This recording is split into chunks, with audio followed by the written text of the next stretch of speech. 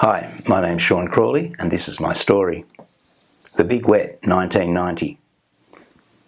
I don't know what Rusty loved more, Jack, his cockatoo, or the shiny Pontiac parked in the garage of his two-storey riverfront house. But both were going to go under if I didn't do something. The Wyong River was rising fast. He and Joan were away in Sydney. Rusty's arteries needed more work and I was minding their place. I had keys to the downstairs section of their house, but no keys to the Pontiac. The water down there was ankle deep already.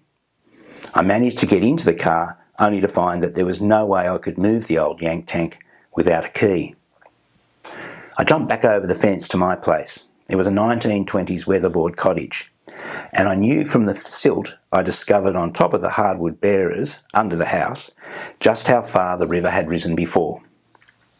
I had a phone number for Joan in case of emergency. I'll call my daughter in Newcastle. She has a key for the Pontiac. You just save Jack.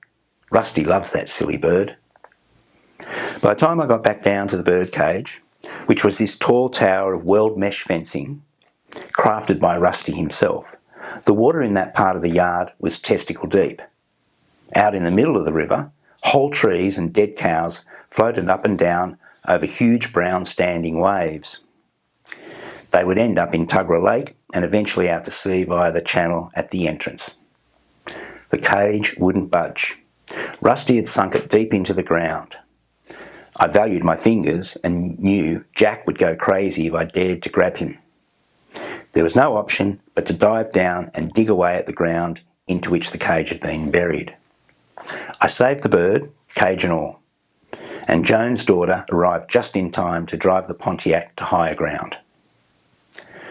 Rusty was ever grateful for my actions that day. He let me drive him in his Pontiac to Doyleson RSL for lunch, over which he shared some stories from the war that he had never told anyone, not even Joan.